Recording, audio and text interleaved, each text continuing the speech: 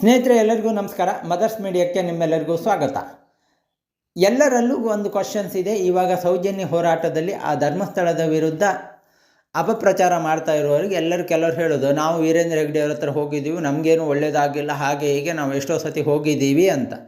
ಮತ್ತು ಎಷ್ಟೋ ದೇವಸ್ಥಾನಗಳಿಗೆ ವೀರೇಂದ್ರ ಹೆಗ್ಗಡೆ ಧರ್ಮಸ್ಥಳಕ್ಕೆ ಹೋಗ್ತಾ ಇರ್ತೀವಿ, ನಮಗೇನು ಒಳ್ಳೆಯದಾಗಲಿಲ್ಲ ಅನ್ನೋರು ಎಷ್ಟೋ ಜನ ಇರ್ತಾರೆ. ಯಾಕೆ ಆಗೋದಿಲ್ಲ?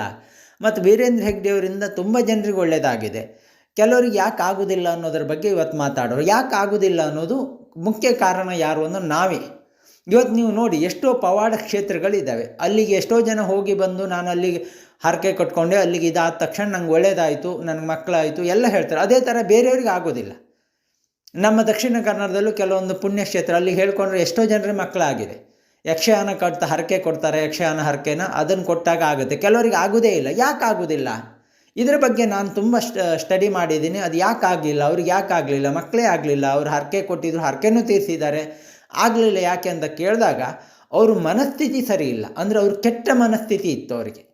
ಆ ಥರ ಆಗದೇ ಇದ್ದವರಿಗೆ, ಆ ಥರ ಇದ್ದಿದ್ದವರಿಗೆ, ಆ ಕೆಟ್ಟ ಮನಸ್ಥಿತಿ ಇದ್ದವರಿಗೆ ಆಗೋದಿಲ್ಲ. ಈ ಧರ್ಮಸ್ಥಳ ವೀರೇಂದ್ರ ಹೆಗ್ಗಡೆ ಅವ್ರ ಹತ್ರ ಬರ್ತಾರೆ, ಒಳ್ಳೆ ಮನಸ್ಥಿತಿಯಿಂದ ಬಂದವರು ಎಲ್ಲ ಕೋಟಿಗಟ್ಟಲೆ ಸಂಪಾದನೆ ಮಾಡೋರು ಆಗಿದ್ದಾರೆ.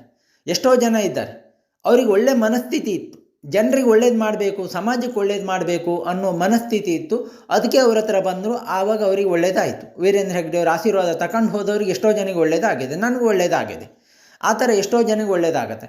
ನಮ್ಮ ಮನಸ್ಸಲ್ಲಿ ಕೆಟ್ಟದಿಟ್ಕೊಂಡು ಇನ್ನೊಬ್ರಿಗೆ ಹಾಳು ಮಾಡಬೇಕು, ಏನೋ ನಾನು ಬೆಳೆದು ಶ್ರೀಮಂತನಾಗಬೇಕು, ದುರಹಂಕಾರದಿಂದ ವರ್ತಿಸುವಂಥವ್ರು ಎದುರಿಗೆ ಮಾತ್ರ ಚೆನ್ನಾಗಿರ್ತಾರೆ, ಒಳಗೆ ಕೆಟ್ಟ ಯೋಚನೆಗಳಿರ್ತವೆ. ಅಂಥವ್ರಿಗೆ ಯಾವತ್ತೂ ಒಳ್ಳೇದಾಗೋದಿಲ್ಲ. ವೀರೇಂದ್ರ ಹೆಗ್ಗಡೆ ಅವರ ದರ್ಶನ ಸಿಕ್ಕುವುದೂ ಇಲ್ಲ. ಸಿಕ್ಕಿ ಅವ್ರ ಹತ್ರ ಮಾತು ಕೇಳಿದವರು ಕೆಲವ್ರಿಗೆ ಒಳ್ಳೇದು ಆಗೋದಿಲ್ಲ, ಸುಮ್ಮನೆ ದರ್ಶನ ಮಾಡಿಕೊಂಡು ಬಂದು ಅಷ್ಟೇ. ಇವರೇ ದುರಹಂಕಾರದಿಂದ ವರ್ತಿಸ್ತಾರೆ. ಯಾವ ಒಬ್ಬ ವ್ಯಕ್ತಿ ಹೇಳ್ತಿದ್ದ, ನಾನು ಹೋದೆ ಹಾಗೆ ಹೀಗೆ ಅಂದರು ಅಂಥೇಳಿ. ಯಾಕೆ ಅಂತಾರೆ? ಇವರ ಮನಸ್ಥಿತಿ ಸರಿ ಇಲ್ಲ. ಅದಕ್ಕೆ ದೇವರು ಆವಾಗ ಇದು ಮಾಡೋದಿಲ್ಲ, ನಮಗೆ ಕೆಲವೊಮ್ಮೆ ದರ್ಶನ ಮಾಡೋದಿಲ್ಲ. ಧರ್ಮಸ್ಥಳಕ್ಕೆ ಎಷ್ಟೇ ಸತಿ 100 ಸತಿ ಹೋಗಿರಲಿ, ನಾವು ಮನೆಯಲ್ಲಿ ಹೇಳಿದಾಗೆ ಯಾರೋ ಒಬ್ಬರು ಸ್ವಾಮೀಜಿ ಹೇಳ್ತಾ ಇದ್ರು, ತಂದೆ ತಾಯಿಗೆ ತುಂಬ ಕಷ್ಟ ಕೊಟ್ಕೊಂಡು ದೇವ್ರ ಹತ್ರ ಹೋಗಿ ಕೇಳ್ಕೊಂಡು ಏನೂ ಪ್ರಯೋಜನ ಇಲ್ಲ.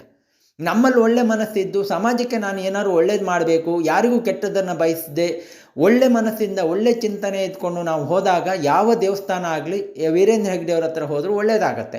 ಇಲ್ಲಾಂದರೆ ವೀರೇಂದ್ರ ಹೆಗ್ಗಡೆ ಅವ್ರ ಹತ್ರ ಹೋದರೆ ನೀವು ಆಶೀರ್ವಾದ ತಗೊಂಡು ನಿಮ್ಗೆ ಒಳ್ಳೇದಾಗೋದಿಲ್ಲ. ಯಾಕೆಂದರೆ ನಿಮ್ಮ ಮನಸ್ಥಿತಿ ಸರಿ ಇಲ್ಲ ಹೊರತು ವೀರೇಂದ್ರ ಹೆಗ್ಗಡೆ ಅವ್ರು ಚೆನ್ನಾಗೇ ಇದ್ದಾರೆ. ಅವ್ರು ಆಶೀರ್ವಾದ ಮಾಡಿದವ್ರು ಈ ಸಾವಿರಾರು ಜನ ಒಳ್ಳೇದಾಗಿದ್ದಾರೆ, ಲಕ್ಷಾಂತರ ಜನಕ್ಕೆ ಒಳ್ಳೇದಾಗಿದೆ. ನಾನು ಎಷ್ಟೋ ಜನನ ನೋಡಿದ್ದೀನಿ, ಎಷ್ಟೋ ಜನ ಕೋಟಿ ಇದು ಮಾಡಿದ್ದಾರೆ. ಅವರು ಸಮಾಜಕ್ಕೆ ಕೆಲಸ ಮಾಡುವಂಥವ್ರು. ಬೆಂಗಳೂರಲ್ಲೂ ಎಷ್ಟೋ ದೊಡ್ಡ ದೊಡ್ಡ ಉದ್ಯಮಿಗಳಿದ್ದಾರೆ. ಕಾಲ ಬಂದಾಗ ಅವ್ರ ಬಗ್ಗೆ ನಿಮಗೆ ಡೀಟೇಲ್ಸ್ ತಿಳಿಸ್ತೀನಿ. ಯಾಕೆ ನಮಗೆ ಕೆಲವು ಕ್ಷೇತ್ರಗಳಿಗೆ ಹೋದಾಗ ಒಳ್ಳೆಯದಾಗೋದಿಲ್ಲ ಅನ್ನೋದಕ್ಕೆ ಈ ಒಂದು ಮಾತು ಅಂತ ಹೇಳ್ತಾ ನಾನು ಮಾತು ಮುಗಿಸ್ತೀನಿ. ಮತ್ತು ಮುಂದಿನ ಭಾಗದಲ್ಲಿ ಭೇಟಿಯಾಗೋಣ.